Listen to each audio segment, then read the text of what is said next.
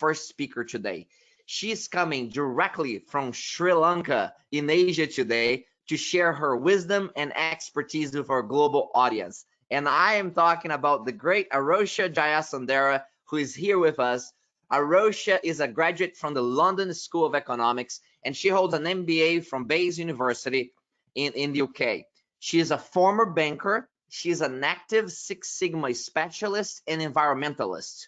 She is the founder and director of the Asian Institute of Excellence. She's broadcasting again today directly from Sri Lanka, so it's like late already, evening time in Sri Lanka. And here she is with us, sharing her wisdom and expertise with our global audience. Arosha, thank you so much for taking the time and sharing those insights with our global audience today.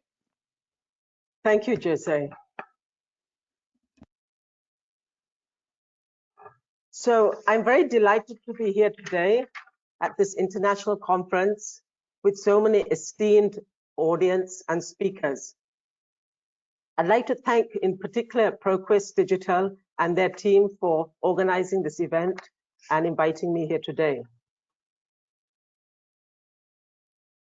So my topic is, are EAP systems welcomed worldwide? And I'd like to start by just showing a map of the world. And this is some figures given by the World Economic Forum, 2022, so the latest figures. And we have here, we see the world is showing at some 6.1% growth rate, estimated to come down to 3.6% in 2023. United States from 5.7 is coming down to 2.3 in 2023. We have Euro area, again coming down to 2.3%. Latin America and the Caribbean from 6.8 down to 2.5. The Middle East also down to 3.7. Sub-Saharan Africa is doing somewhat better, down to 4. But what do we see? In emerging and developing Asia, it was 7.3% growth rate, and we are looking at 5.6 or so in 2023. So out of all the regions in the world, we see that emerging and developing Asia is doing the best. We have figures given more recently by OECD, which shows that there's going to be a reduction in the growth rate to 1.6% in 2023 for Europe, and down to 1.2% in 2023 for USA. So there's a decline. It's sort of moving into a somewhat recession environment. But having said that, we see emerging and developing Asia remaining strong in 2023. So since Asia seems to be doing well, South Asia, let me focus on South Asia. The population of Southern Asia is some 2 billion people as of June the 22nd, UN figures. And for those who don't know, the South Asian region consists of countries such as Afghanistan, Bangladesh, Bhutan, India, Maldives, Nepal, Pakistan, and Sri Lanka, where I am now. The Southern Asian population is equivalent to about 25% of the world population. And overall, South Asia accounts for about 40% of Asia's population and is home to a wide variety of people. Southern Asia ranks #1 in Asia amongst the sub-regions ranked by population. In terms of landmass, where do we stand? South Asia covers about 5.2 million kilometers squared and has about 11.7% of the Asian continent, or 3.5% of the world's land surface area. In constant prices, the Asian economy has expanded from $2.9 trillion in 1970 to $32 trillion in 2019. So 11-fold in the growth of the economy. And Asia accounts for 39% of the world's GDP, and South Asia about 13% of the Asian GDP. So these are quite astounding figures. Okay, so what are the countries which are very significant in this area? Of course, all countries are, but For the purpose of this presentation, I cannot cover all the countries in South Asia. I'm covering some of them. So India, of course, as many of you must be knowing, Bangalore is the center of a big IT hub. And on the right, you sort of see pictures of India, the sort of population, the number of people there. In January 2022, some 1.4 million companies were registered in India. That's Ministry of Corporate Affairs India figures. And more than 1,000 US companies have set up operations in India, employing about 1 million people from back office IT, call centers, strategic innovation, research and development. Again, current figures, 2021 figures. Let's see Bangladesh. Now, this is a typical scene in Bangladesh, a big factory. They're very strong in garments. Another typical scene in Bangladesh is the road on the right, very, very busy packed road there, which is very typical there in Bangladesh. The total businesses registered in Bangladesh was about 500,000 in 2005, according to World Bank. Unfortunately, I couldn't get more up-to-date figures, but I'm sure it's now increased substantially from then. And a few pictures of the other parts of South Asia. We have the beautiful Maldives there. We have the leopard, the famous wildlife in Sri Lanka. Cotton factories in Pakistan. Cotton is very much used in Pakistan. And importantly, also in Bhutan, they have their theme, gross national happiness is more important than gross national product. So these are some of the scenes of South Asia. So what are the cultural issues? Well, EAP solutions basically need to add value to the customers, the shareholders, and the business. We all know that. So that is always the emphasis. For the past decade, agile methods have been steadily gaining worldwide popularity within the software development community. And basically, movement started in North America and then spread to other parts of the world. In the US,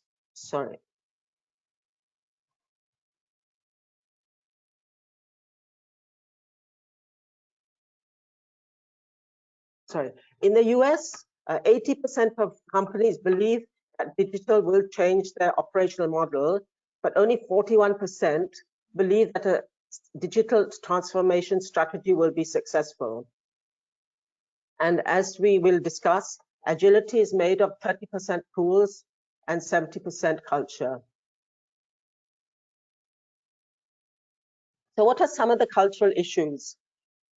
We have, obviously in every country, these factors remain quite constant. We have the team size, the distribution, skills, individual mindset, the project size, scope variability, the business domain, the customer relationship, technology support, quality goals, organizational structure, governance, the business model, the leadership style, and the organization culture.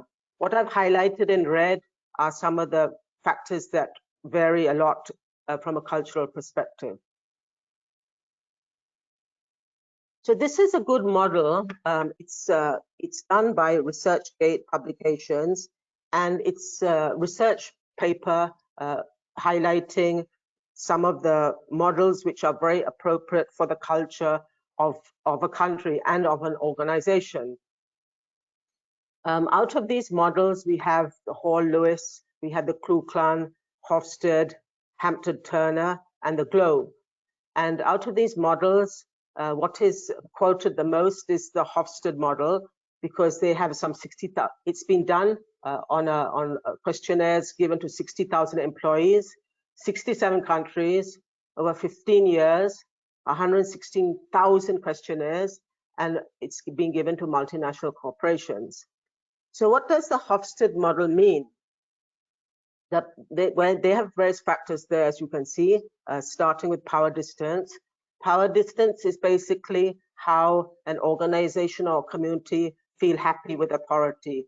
Either they accept authority or they want to try and keep a fairly constant level of power. So they don't feel that, like in Asia, the boss is very high above them. It's more sort of flat organization.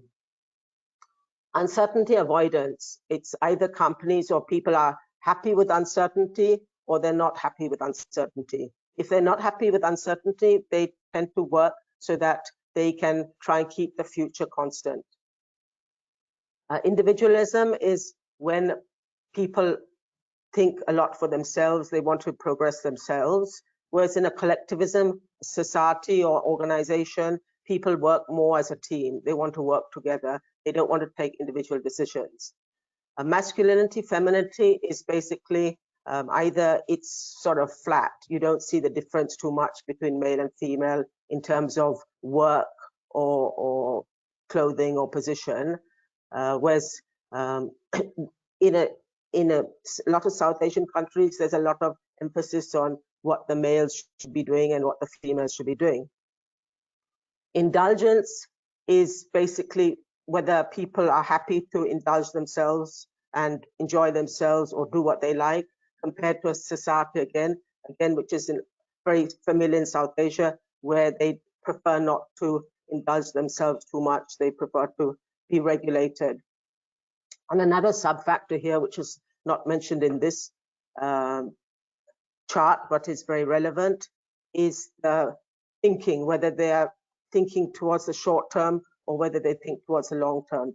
If they're short-term thinkers, they're quite happy with change, whereas if they're long-term thinkers, they want to try and keep the constant future constant. So for those of you who are not that familiar, this is a picture of South Asia. We have India there in large, the large green area, Afghanistan, Pakistan, Nepal, Bhutan, Bangladesh, and of course at the bottom Sri Lanka and the Maldives.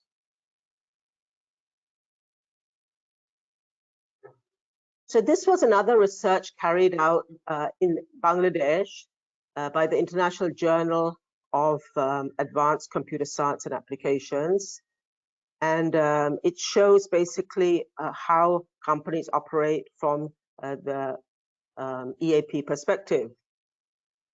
So amongst all the agile technologies, the Scrum method was the overwhelmingly used in software companies. About 82% of software companies wanted to use the Scrum methodology. And only 48% of companies kept the recommended team size of the agile team to 5 to 9 members. So only half of the companies adhered to the sort of North American or European standards of the team size. The product sprint backlog was only used by 44% of the companies, and 26% of them used it to prioritize their requirements, and the others 13% and 13% to record their status.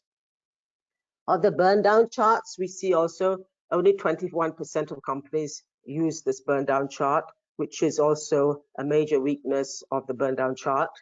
This chart actually, there's a lot more information. I had to just take the main chart, but there are a lot of pie charts which give further breakdown about these ratios.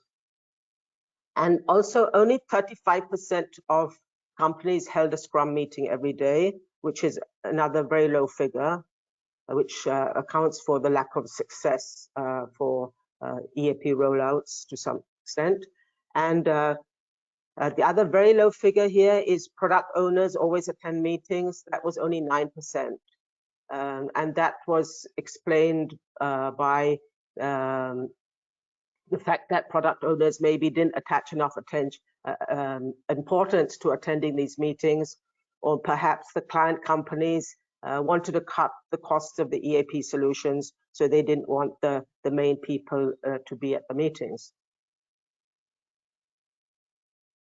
So what do we see as costs versus benefits? What are the issues which they face there? Well, Joshua Partoji, a professional Scrum trainer at scrum.org, wrote an article a little while ago saying that Scrum does not work in Asia. And why did he say this? Actually, it relates again to some of the graphs I showed you earlier. Hierarchy. He says that most Asians are comfortable in the presence of a hierarchy in which they know their position and the customs and rules for behavior in that situation. People want to be told what to do, and they want other people to tell them how to do it. The Asians tend to avoid conflicts to maintain harmony with their peers, which affects the way they work in terms of sprint planning, sprint review, sprint retrospectives, and daily Scrum. That's very, very common in Asia. People really do not want to get into conflict. Safe environment. People hold back their opinions because they're not accustomed to a safe environment in which they make mistakes. That's also very common in South Asia.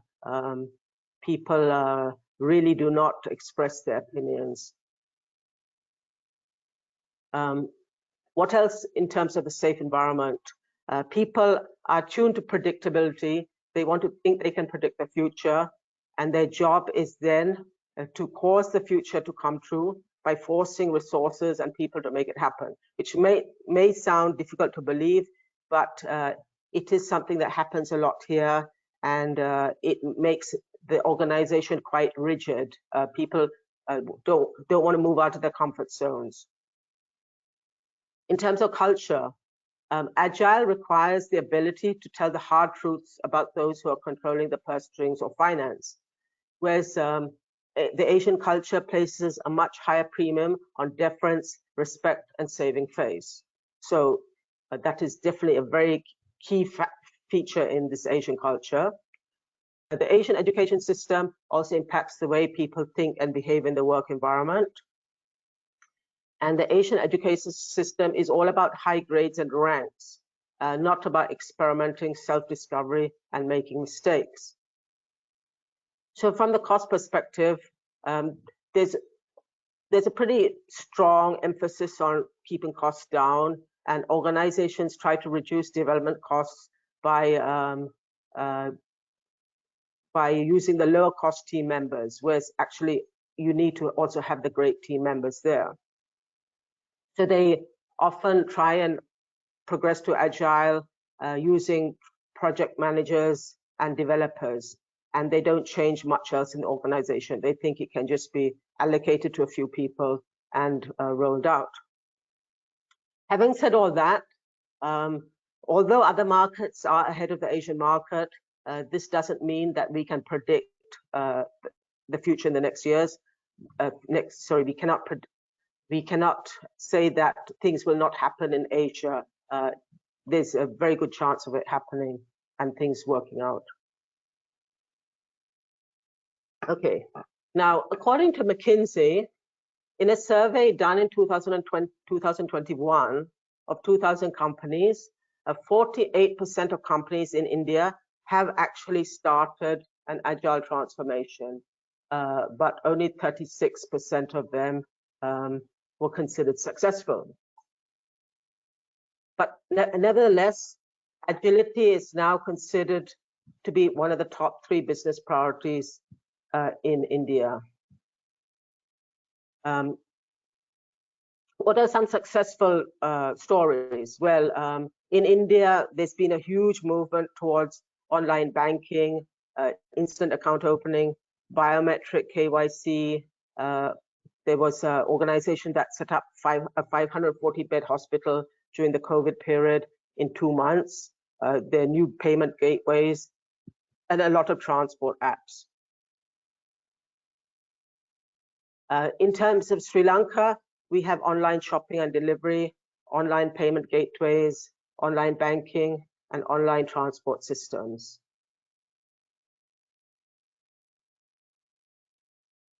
So what have the Indian companies been trying to do? Indian companies have been changing, and they're trying to improve their top team alignment and developing they're developing a high-level roadmap. The leaders are having a lot more coffee chats, sharing success stories and individual successes. There's a much more improved recognition scheme through incentives. They're sharing their goals and incentives much more. They're empowering their teams, giving them complete empowerment. They're improving their cross-functional teams, and they're allowing product testing at the 60 to 70% level rather than 100%. So this is how Indian companies are changing. So what is the South Asian IT scene? Well, there are a large number of IT companies based in South Asia. Slascom Sri Lanka, which is the Sri Lankan Association of Service and Software Companies, has some 200 members. They, in fact, also developed the London Stock Exchange software system. And a lot of the Slascom members actually have clients in North America and Europe. What's the situation in Bangalore? Bangalore has, between 2010 and 2020, from a back office location, it has become an R&D hotspot. Today, Bangalore, Silicon Valley contributes 8% of the GDP of India and some $180 billion. And in fact, in 1985, Texas Inc. was the first multinational to locate in Bangalore. Today, others include Cisco, Rolls-Royce, Boeing, etc. And in the last decade, Bangalore accounts for 35% of global in-house centers. So what are the good things about Asia? There's a good command of the English language in South Asia. It's easier to attract top IT staff through better salaries than the local salaries.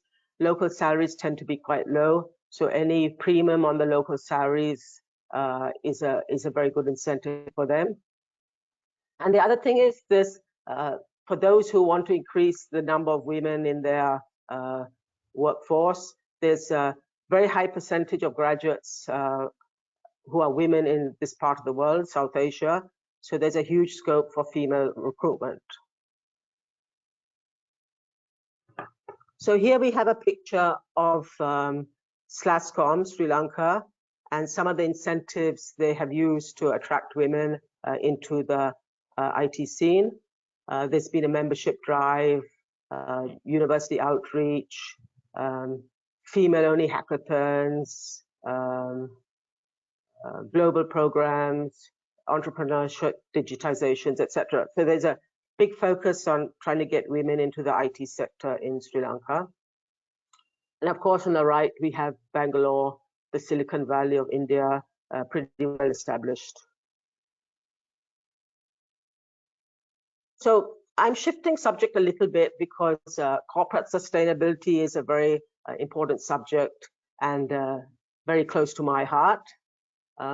It is about the intersection of people, profit, and the planet, which is so critical for the sustainability of organizations and for the earth, in fact. So I say, if we're going to do EAP, if we're going to do agile, we need to be more agile and lighter on earth as well. So Accenture claims that 2021 was the year of the twin transformation. The most successful companies will focus on the intersection of digital technologies and sustainability. But 84% of them agree they cannot achieve their environmental sustainability without technology. And unfortunately, 38% believe that decarbonization will ultimately increase their operating costs. Now, South Asia is a much lower producer of greenhouse gases, and data-driven companies can be at least more than 5% more profitable if they focus on operational and environmental waste.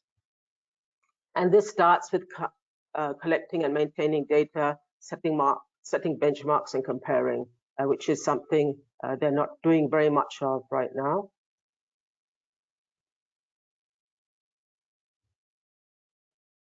So this slide shows a picture of South Asia. As you see, I put a blue arrow there showing South Asia, and it shows the carbon footprint and the contribution to greenhouse gases, etc., from the world. Asia is actually one of the lighter colors, which means it's not contributing so much. So there's one phrase I like to read out. When we hear the gross national product has grown, instead of cheering, we should ask what has grown, for whom, and at what cost, and at whose expense. Even better, we should work out to develop indicators of national progress that reflect more accurately our real value and our real welfare.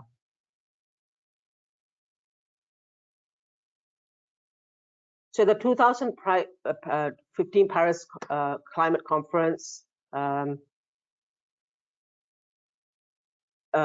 made various statements. There were various agreements, and they agreed to have absolute emission reductions from business as usual levels. That includes the South Asian countries such as Bangladesh, and in that one, reduce emission intensity of growth. We have India here. Increase the share of renewable energy in the energy mix. India again is there. Improve forest cover. Sri Lanka is there. So that what I'm saying here is there's a lot of scope for EAP solutions to monitor and track these KPI. And in terms of the carbon footprint, which is very important too, it has been worked out that ICT will consume about 21% of the overall energy consumption globally. And in 2016, globally, some 44.7 tons of e-waste was generated, 44.7 tons. But interestingly, a raw material from e-waste had a total value of 55 billion euro in 2016, and that was based on the raw material in the devices, including copper, iron, gold, palladium, silver, and plastics. I know some of us might find it very hard to believe that so many valuable metals are in our IT hardware. The server farms on the cloud use a lot of energy as well. And the cloud platform is a factor in the carbon footprint, and the energy and consumption should be considered. And all of these are important to build a sustainable, agile culture. It's not just about people, it's also about the planet. So here's a picture of the carbon footprint, the waste that's coming out of IT solutions, EAP solutions. So for the final section of my presentation, I'm going to talk about outliers we cannot ignore, because I think the COVID brought that to us very clearly.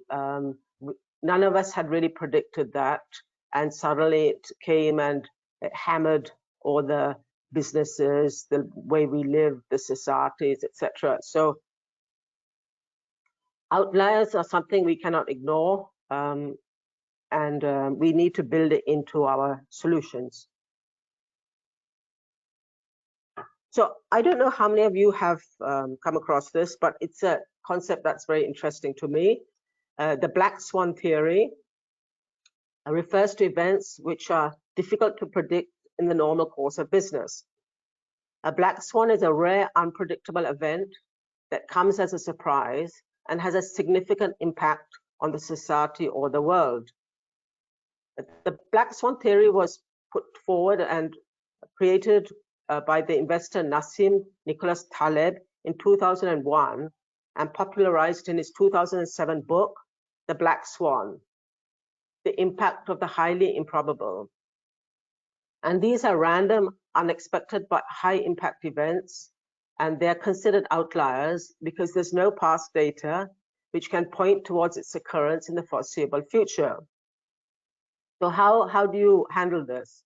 Well, basically, you have to prepare for the unexpected by positioning your portfolio so it's not overly exposed to any particular investment or asset class, or diversify.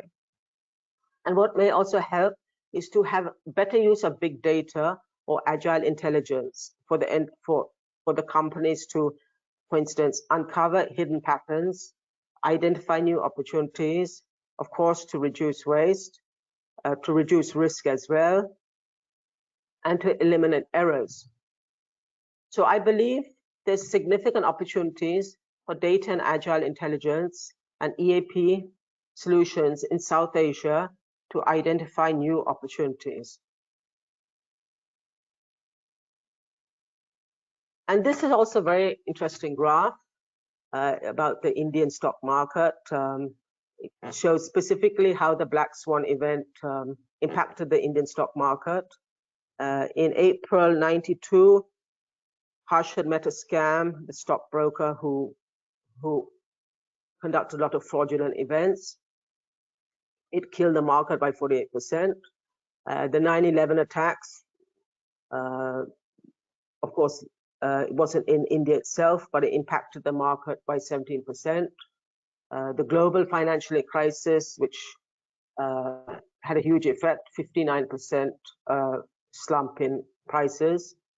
The China stock slowed down, 15% fall in prices. Demonetization in India, 5%. The banking and financial sector crisis, 13% down. And the coronavirus epidemic, 30% effect on companies, which means also, obviously, a lot of companies would have also gone out of business as well. So how can we address this? I bring in the House of Lean here, and the House of Lean with its 4 pillars, respect for people and culture, the flow, the innovation, and the relentless improvement of the business. And basically we say that when we design solutions, they shouldn't be rigid solutions. They should also focus on people and interactions, not simply processes. The software should ensure flexibility, not only documentation. There needs to be consumer collaboration. So basically, be close to the consumer, understand and deliver according to the changes, according to their new needs, diversify them, and respond to change. Be ready for designing or redesigning. Try not to be too rigid in your solution. Try and bring some flexibility into that if possible. So what's my conclusion? South Asia is very large in terms of population and businesses, as we saw. The socioeconomic situation is very different to the developed nations. A much lower level of income, much lower level of GDP.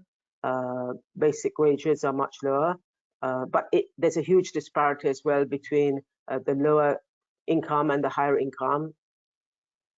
The culture is very different, but it's positive and accommodating despite the differences.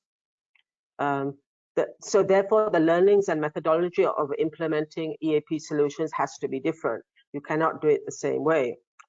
We're also looking at a different cost-value relationship because the affordability is much lower here. But having said that, the cost of staff is also much lower. So that enables one to benefit. What's important is that Asian companies see the visibility of potential sustainability solutions. They can see how they can incorporate EAP with sustainability. So therefore, tracking carbon, water, and energy becomes more and more necessary, as it's already done in Europe and America. So basically, I would conclude saying that there's a huge scope for solutions in South Asia, which are also available for the other countries to get involved with. And South Asia is very fast developing and it's changing. And and unlike the rest of the world, the highest GDP growth rates are going to be in South Asia in the next few years. So with that, I end my presentation. Thank you.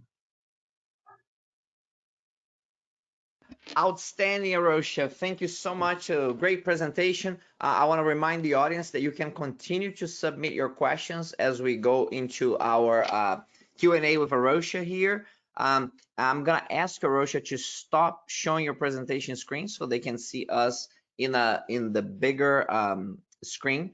Bring my camera back on here. Wonderful review of the nuances and differences of between Southeast Asian cultures, South Asian cultures, and the rest of the world, and one of the themes that emerged as you're presenting had to do with the key topic of enterprise agile planning. For a lot of organizations, they think that agile is moving fast and iterating quickly, and that can be good. But a lot of times there's tremendous confusion in the organization about what the key strategies are and what the imperatives are. And we have a whole lot of people who are doing a lot of things in an agile fashion, but they're moving directions that are not aligned with the main priorities of the organization. How do you prevent that from happening? How do you create an agile system in an organization that is aligned with the overall goals of the organization and the purpose of the organization, and not just because you can be quick, but you can be very fast moving in the wrong direction? So what is your experience, and maybe in the context of South Asia, what do you have you found to be effective ways of getting a fully aligned system? Basically, I would say there has to be a lot of input from the top team, because often the top team tend to sort of delegate to their manager level. So what would happen then is the managers sort of think, okay, let's go with the status quo, let's make a few changes, smaller changes, whereas actually what may be needed is bigger changes. So I'd say that which was not happening so much according to the models in Bangladesh. There has to be a lot more alignment of the top management and the middle management when the initial discussions come up and the initial planning commences. So do you find that that alignment may not be happening at the senior leadership level? Yes, sometimes it doesn't happen. Actually, the South Asian organizations have been quite slow to date in changing their course, and due to COVID, it sort of really hammered them, so they didn't have a choice in the matter. But basically, South Asians and South Asian companies operate in a much slower method than the Europeans and North American companies. So I don't think you'll get a big change sort of happening immediately. It's going to take time. There's going to be a lot of discussion, sometimes excessive discussion, and they miss the boat as well. So it's a much slower way of operating here. It's not going to happen as fast as it needs to, perhaps sometimes. Sometimes they'll have to learn from the mistakes of not doing something, and or seeing, okay, what other competitors are doing. And it's a bit of a catch-up system here as well.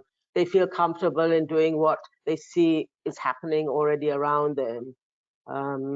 That definitely is one big cultural factor in this part of the world. Yeah, you highlighted that. I thought it was incredibly useful. I have had quite a bit of experience working in South Asia, specifically in India, in Pune and Mumbai. We had offices there that we had to scale over time, and nearly 2 decades ago. And honestly, it was quite challenging, because one of the things that I perceived, and this is just my perception on rolling excellence innovation programs around the world, is that sometimes also there was this situation where people were afraid of saying that they don't know how to do something. And as a result of that, they would say, oh yeah, we can do that, but really they don't have the capabilities to do it. So there is some discussion about this on the chat as you're presenting. How do you deal with that fear of failure in the context of South Asian cultures, where and even more so that people sometimes will be afraid of saying that they are not capable of doing something, and they will kind of sign up for it, and then, you know, of course it will be demonstrated later on that they're not able to do it well. What is your advice for on both sides on lowering the fear of failure and then interacting with the culture in a way that's productive? Yeah, that is one, I think, big issue in this part of the world, that people sort of nod their head and say they can do it. You know, there's this special nod in South Asia, which is like rocking your head from left to right, which actually means a lot of Europeans get confused. They think it's no, actually it means yes, you know. So it's not something that's going to be easy to solve. That is a very entrenched aspect to this culture. So I would say maybe induce them, maybe offer better incentives to them, somehow try and reduce the fear of failure to them, because that's why they sign up and say yes, because in a sense they're frightened to say no, they're not capable of doing it. So it's not easy, but I'd say try and create maybe a sub-environment where they can do something, or have a pilot project so you can see if they're actually capable, rather than putting them into a huge project, the main project straight away, and then subsequently finding they're not capable. So maybe you have to do some tests or get them to work on a small project, as I mentioned. Yeah. Very good, very good. You provided a lot of great cultural insights also on how to scale excellence, innovation, and transformation in South Asia. If you look at success factors, Arosha, organizations that have, you know, maybe native organizations or global organizations, doesn't matter, but the organizations that do it well and really well in scaling their businesses and growing, developing a healthy culture as they do that as well. What are some of the things that separate those organizations from the rest? What do they do different that you could identify that maybe kind of could be potential best practices? Yeah, I don't think any country really, other than India, has global companies, so to speak, right? For instance, India has Tata there. I'd say that those sort of really big companies have really identified the best skilled people, and they're working very hard at getting the right person for the right job. And also because they're in the largest markets, they sort of hire some of the best expertise from overseas as consultants as well, and they look at the best practices. So they're like keeping an eye out for best practices, with the smaller companies don't have the budget to do that. So it's like they sort of can ride the wave in a sense. They've got that sort of momentum to now continue growing at a global level. Does that answer the question? So basically, it's about hiring the right talent, getting the right consultants in, international consultants, it doesn't matter, but they have the ability to do that. Likewise, in Sri Lanka, one of the local banks hired a Boston Consulting Group to do their operational excellence rollout. They looked at all their processes and got top consultants in. They paid them like a huge amount of money compared to what they would have paid the local people.